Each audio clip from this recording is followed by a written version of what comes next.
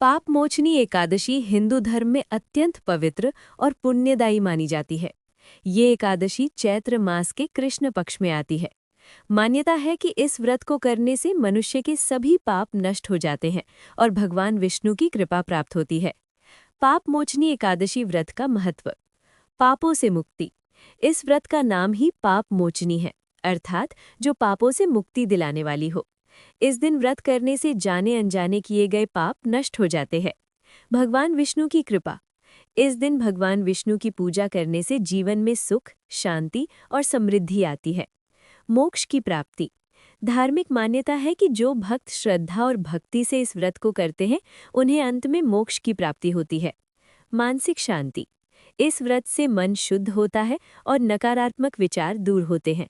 कष्टों से मुक्ति। इस व्रत के प्रभाव से जीवन के कई दुख और संकट दूर हो जाते हैं। पाप मोचनी एकादशी व्रत विधि। प्रातःकाल उठना। एकादशी के दिन ब्रह्म मुहूर्त में उठकर स्नान करें और स्वच्छ वस्त्र धारण करें।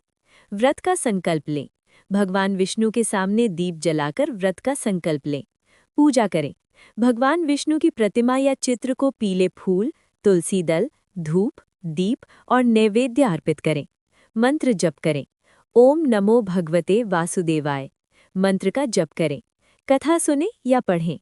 पाप मोचनी एकादशी की कथा अवश्य सुने या पढ़ें। उपवास रखें। इस दिन फलाहार करें या निर्जल व्रत रखें। अन्न और चावल का सेवन नहीं किया जाता। रात्रि जागरण। संभव हो तो रात में भगवान विष्णु का भजन कीर्तन करें।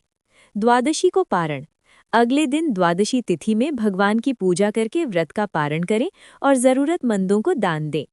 मान्यता है कि जो भक्त श्रद्धा और भक्ति से पाप मोचनी एकादशी का व्रत करते हैं, भगवान विष्णु उनके सभी पापों का नाश कर देते हैं और जीवन में सुख समृद्धि प्रदान करते हैं।